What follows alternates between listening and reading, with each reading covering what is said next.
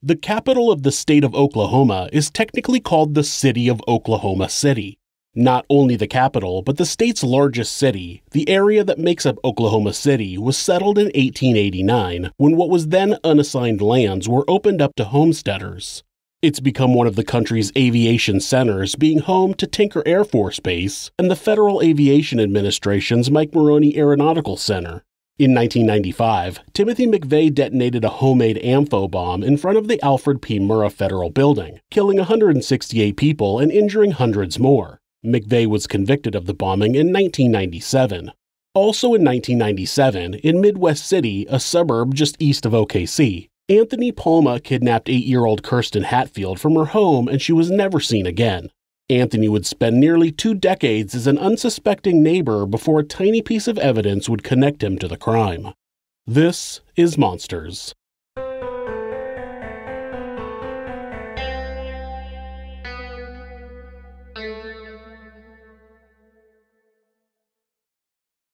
Anthony Palma was born in 1959.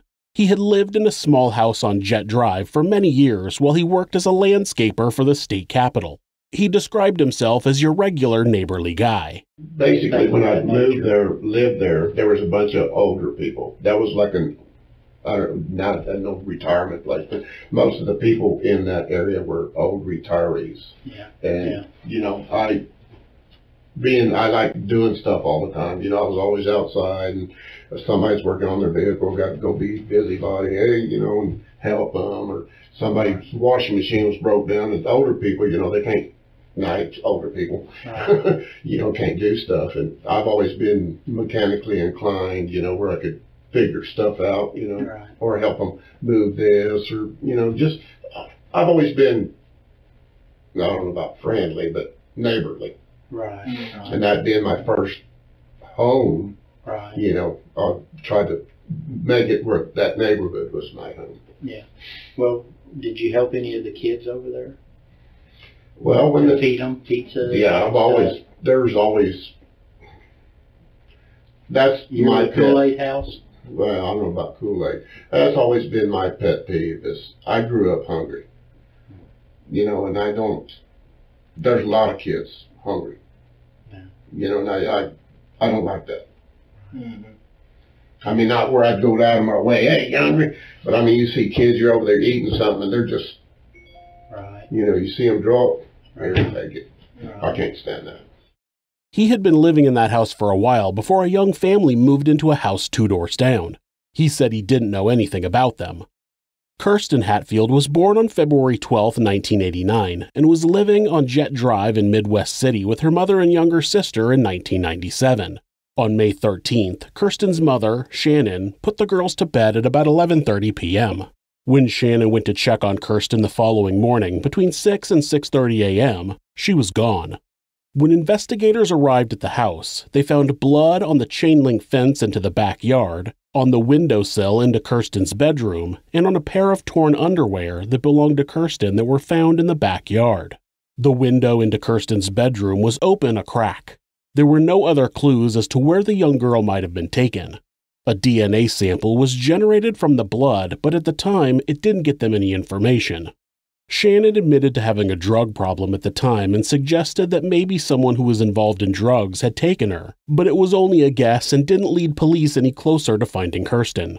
Investigators believed it must have been someone close to Kirsten to be able to get her out of the house without making much noise, so they interviewed family members and gave some polygraph tests. Some of them failed the tests, but there wasn't enough evidence to make an arrest. It was possible that the tests were failed due to lies about drug involvement. It's hard to say now, though. During the investigation into Kirsten's disappearance, Anthony was questioned and he claimed that his house was searched. When did you first become aware of Kirsten was missing and all that going on? Well, the next day there was all that activity, and I asked the neighbor across the street what was going on. They said they couldn't find Kirsten, and I didn't think nothing about it, I went to work, and then I don't remember if she called me or I called over there or what, and they said they was wanting people back, because they wanted to go to our houses and blah, blah, blah. So clocked out and came back home. Do you remember what time it was that you clocked out, came back home? Was this morning? Was this afternoon? It was probably mid-morning, something like that. Now, who was the friend that you were communicating with? It was, and I don't know what her name is. Y'all showed me a picture of her. Okay. I think y'all showed me a picture of her. Anyway, of her husband, Don. Is this the Halseys, Tiffany Halsey and Don Halsey? I guess, yeah. I'm not sure if Mr. Halsey is Don or not. Did you have somebody had called me and said that we were wanted back at our house. Okay. So I came home. Okay. And then what happened? I just sat there. Did any of our officers or the FBI or anybody come by? It was the FBI. Yeah. Okay. They came in, took statements, walked through the house and, wanted to go in the backyard and, because I had a shed back there. He wanted to look in the shed and. Okay. So he did look through the house and look through the shed? Yeah. You probably don't remember who that was, I'm sure. No. Okay. And was he just asking you general questions about Kirsten and did you know her, have you seen her, that kind of thing, or? Basically. Did you write out a statement for him, or was it just a conversation? I thought he wrote out a statement. Okay. But he asked me if he'd come in, he wanted, asked me what I knew, which at the time really wasn't anything. He said they was going through canvassing the neighborhood and, asking everybody. And Eventually, the investigation went cold. Anthony continued living in the same house, 2 doors down from the house that Kirsten disappeared from. He eventually left his job at the state capitol and began working as a groundskeeper at Thunderbird State Park. He got married and had a couple of kids. Shannon moved away with her younger daughter, cleaned up, and got remarried. Nobody at the police department forgot about Kirsten, and in June of 2015, investigators with the FBI and the Midwest City Police went to Anthony's house to interview him about the 18-year-old crime. At his house, his wife told them that Anthony got upset every year on the anniversary of the disappearance. She said she thought it was because it happened so close to his house, but it's not uncommon for people who got away with a crime to get emotional when reminded of what they had done. When they reviewed the evidence again, they realized that there were some pieces that were never tested, like cigarette butts and a beer bottle. They also knew that DNA testing was much more sophisticated now, and it may lead them to a suspect. They requested DNA samples from 10 people close to the case, and one of them was Anthony Palma. They actually tested other men's DNA first and didn't get a match when they decided to talk to Anthony again because someone had told them that Anthony used to do yard work at Kirsten's house. On July 22nd, the Oregon State Bureau of Investigation confirmed that Anthony's DNA was a match to the DNA found at the crime scene. When investigators started looking through the old case file, they started finding that the information they got from Anthony did not match what was in the case file. They couldn't find any documentation that his house was searched back in 1997. By October, they had gathered enough evidence to bring Anthony in for an interview. Do you remember anything about the day or evening before? You said it was just a typical day. You worked all day and then went home. You remember anything unusual about that evening that stands out to you? No, other than what I told them about, seeing the white truck, in front of the white Chevy truck in front of their yard. Okay. I like I said, I didn't have anything to do with those people. Didn't know them at all. Okay. It's not like I went, hey, yeah, you got live girls. No, it wasn't nothing like that. Okay. I was outside working on my yard, either talking to the neighbors or kids would come by, Tony, can you fix my bike? Stuff like that. Mm-hmm. It wasn't like I'd tell them to come over or anything. Mm-hmm. I wouldn't go to other people's houses unless, I was needed or something like that. But everybody just got, oh, Tony will fix your bike and blah, blah, blah, And I tried to make it feel like, that was kind of a safe place, because I had Tristy at the time. She wasn't there during that time, but I had Tristy there since she was, small. And whenever she was there, the kids would come and play with her. And now, who is Tristy? She was one of my girlfriend's daughters that stayed with me a lot. He's quick to tell investigators that he didn't know Kirsten or her family and that he had nothing to do with them, even though the kids in the neighborhood, who apparently called him Uncle Tony, like that's not a red flag, would regularly ask him to fix their bikes. So you never, I'm assuming you probably saw Shannon and Kirsten running around the neighborhood and so forth. To tell you the truth, until that happened, I I think I seen the kid one time. She was playing with Crystal that lived up the street, but I don't remember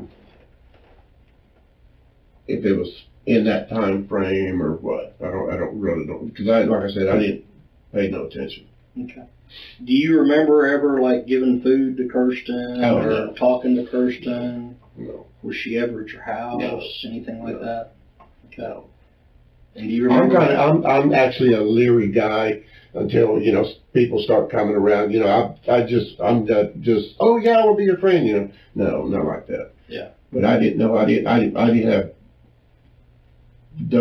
pay attention to who all was there or who they were. Things like that in my world just fall in place. We accidentally meet. Oh, okay. Yeah, now I know you. Right. Then, but no, never. Do you ever recall helping Kirsten with her bike or anything? You don't remember any interactions with her at all? No, I know there wasn't any interactions. I didn't know them at all. And like I said, I don't even know how long they'd been living there until that happened. It's interesting to me that he claims to have not known anything about Kirsten and how he paid no attention to the kids, but knows Crystal, who lived up the street. He started off the interview talking about how he was a busybody and neighborly. Now he's leery and doesn't interact with people that much. And doesn't it seem suspicious that he seems to know other people in the neighborhood and he fixed other kids' bikes and apparently gave them food, but he had zero interaction with Kirsten somehow?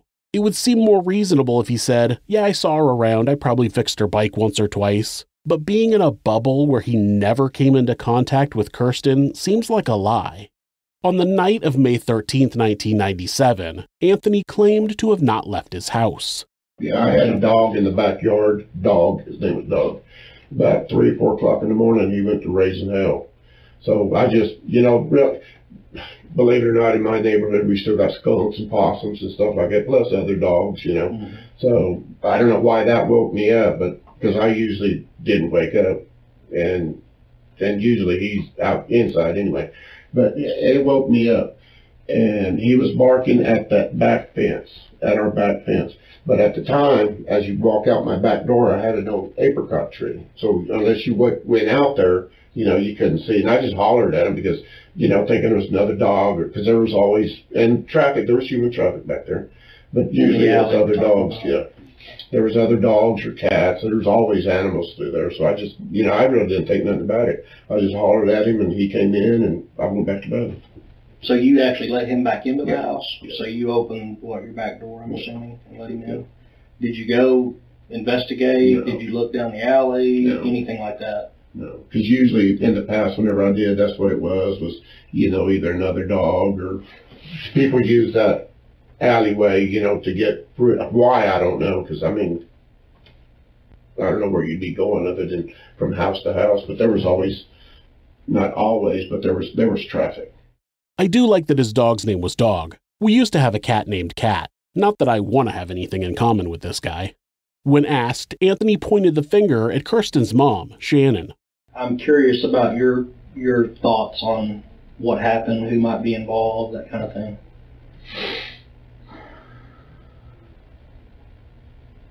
I don't know, to tell you the truth. Like I said, I didn't know him. But the one thing that's always bothered me, that she left, the mom, she went to Jones, I guess, with her dad or something like that. You could have got me off out of my house. I mean, I know, what if she comes back, or, what if somebody makes a call, or, something like that. There was no way I'd left that house. That's the only thing that bothers me. Yeah. So you felt like she shouldn't have left, huh? Yeah. Yeah. Did you ever at any point over these years or back when it occurred have any knowledge of what happened or know who was involved? No. Or were you in any way involved? No. He believes that it's suspicious that Shannon moved out of the house because then she wouldn't be there if Kirsten came back or someone called. But it's not uncommon for people to not be able to stay where something terrible happened to a loved one. He had also mentioned Shannon's drug use as a possible factor for the girl's disappearance. Not long after Kirsten's disappearance, Shannon's brother was in the area helping search for his niece. Anthony said that he found out he was sleeping under a bridge and let him crash on his couch for a few days. Did he ever confide in you anything about the case or anything about Just that Shannon? he couldn't clear his sister. Those words will always, I can't, is the way he said it. Mm-hmm. I can't clear my sister. So he was suspicious of Shannon, huh? Did he ever give you any real factual information that would be beneficial to the case? No, like I said, I'm here on my own free will. If I had any information, yeah, I'd give it to you. Because that'd be the same thing if something were to happen to my daughter. My God, yeah. I don't know how she does it. I mean, if she's innocent, God bless her soul. I don't know how she does it, because I just thinking about it. What would I do if my daughter come up missing? Oh, yeah. And she's my world. That's all I've got. My old lady can go to hell, but my kid, that's no. Ah, yes, he claimed he couldn't clear his own sister of the crime. Anthony just continually tries to point the finger at Shannon. What Anthony didn't know while sitting in this interview was that investigators had matched his DNA to blood found on the windowsill into Kirsten's room and on the underwear they found in the backyard. The DNA match came back with a 293 sextillionth chance that the DNA was Anthony's. That's 293 followed by 21 zeros. It's estimated that there have been 107 billion people who have ever lived on the planet throughout history, and that's still 2.7 trillion times more than that. The chances of that not being his DNA are non-existent. We talked about, had you ever been in the backyard, had you ever been in the house, all those things, and you said you hadn't. Not while they were there, no. Okay.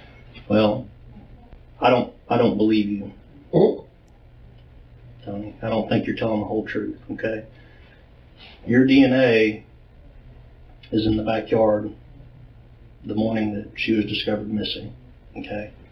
And on her window, and on the panties she'd been wearing the night before that were recovered in the backyard.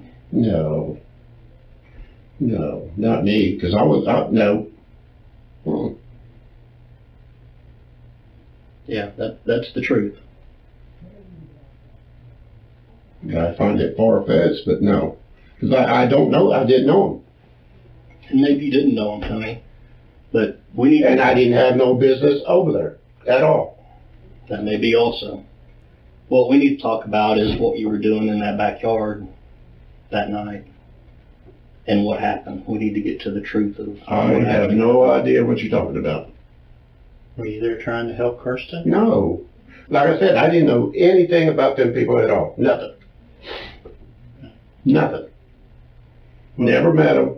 Never said hi, bye, nothing. Well, here's our problem with that, is how did your DNA get there then? Don't know. Anthony chose to go with the "I don't know how my DNA got there" approach. Now, there are legitimate reasons someone could have their DNA in someone else's backyard. He could have done some yard work for them and cut his hand. Maybe he leaned on the house and got blood on the windowsill. Maybe his blood got on her underwear as she was being dragged out of the window. Maybe he had fixed Kirsten's bike and cut his hand and the blood transferred that way. Damn, I should be a defense lawyer. The problem is that Anthony had just spent nearly an hour telling the investigators how he had never been in their backyard and had never been around Kirsten.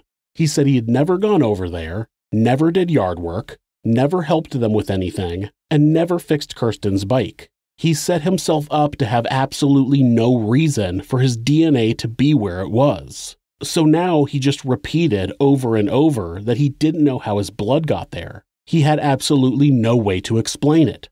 Well, I wasn't there. There's more to this story, Tony, and that's what we're hoping to get from you today.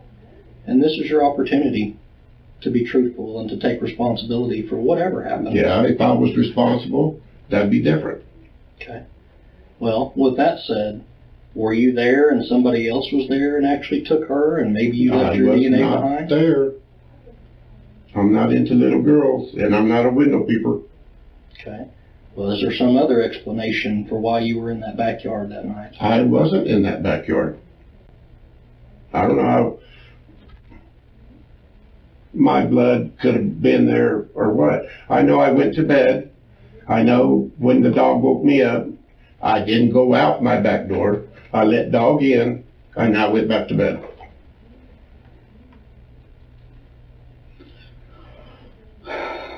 Well, Tony, I don't know how to impress upon you any more than we've got the physical evidence there. And we have to deal with that, Tony. We really do. And we have to get to a point where we can explain that. I understand that. He said, quote, "I'm not into little girls," end quote, but it seems that other people would contradict that. In 1980, Anthony was suspected of breaking into the bedroom of the 8-year-old sister of his girlfriend. He broke in through the window, sound familiar, molested her, and slipped back out before getting caught. When police responded to the scene, they saw Anthony's truck parked nearby. He was never arrested due to lack of evidence. In 1982, Anthony brutally attacked and sexually assaulted his landlord, which ended up with him being convicted of assault and battery with a dangerous weapon. The attack was witnessed by her son. Anthony served 1.5 years of a 5-year sentence. During his trial, another woman testified that Anthony had drugged and sexually assaulted her when she was 17 years old. He had a pattern, and it was of a predator. Of course, this is Anthony's explanation. I can't explain this.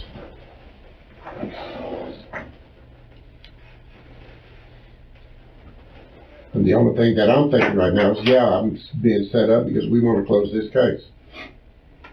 That's the only thing that's coming in my head right now. Seriously. The DNA that we got off of these panties, that was taken all the way back when it happened, okay? And it was put into a container where we could keep it indefinitely, all right? It's been there ever since the FBI took it. When they were helping us, it was there, okay? We had what was called an unknown DNA sample. We knew that it was human DNA, we can tell that.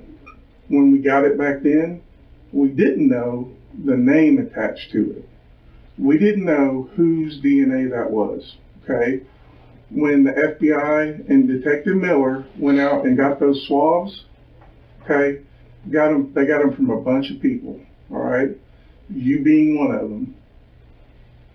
Then it was tested against the sample that was taken off the windowsill and off of the panties, which, by the way, I don't know if they told you this or not, but also has Kirsten's DNA on it.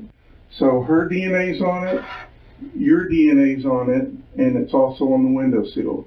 That was all done way back when this all happened. It's just now that the DNA results have come back. Sorry, Tony, they didn't plant that evidence. It's been sitting in a box for 18 years, waiting to be matched to you. Anthony Palma was charged with first-degree murder and kidnapping. Even though there was no body, enough time had passed that they could assume that she was dead. Authorities believed that Anthony kidnapped Kirsten, sexually assaulted her, and killed her shortly after. While awaiting trial, about a month after being arrested, Anthony attempted to commit suicide by cutting his wrists but was unsuccessful. He pleaded not guilty at trial and kept denying that he was involved, but the jury didn't believe him and he was sentenced to life in prison without the possibility of parole. Once convicted, he waived his right to appeal, which is very strange for someone who claims to be innocent. I think that he knew he would be unsuccessful and he didn't want to put Kirsten's family through that. Though he had multiple chances to tell Kirsten's family where her remains were, he refused. Shannon wrote to him in prison 3 times, and though she never brought up the whereabouts of her daughter's remains, he asked her to stop writing. On January 11, 2019, Anthony Palma was strangled to death by his cellmate in the Oklahoma State Penitentiary. His cellmate was serving life for first-degree murder. Though Anthony was the only person who likely knew where Kirsten's remains are, the family holds out hope that he might have told someone. If that person exists, they hope they'll come forward. Shannon has been very kind in her comments about forgiveness and not wanting to have Anthony's life ended the way it did. Personally, I think it was a death fit for a monster. If you're the victim of domestic abuse, please reach out to someone for help. Please talk to your local battered women's shelter or call the National Domestic Abuse Hotline at 1-800-799-SAFE. That's 1-800-799-7233. Or you can go to thehotline.org to chat with someone online. The great thing about this website is that, at any time, hitting the escape key twice will take you to a Google search page. That way, if your abuser is nearby, you won't get caught looking for help. If you're having feelings of harming yourself or someone else, or even just need someone to talk to, please contact your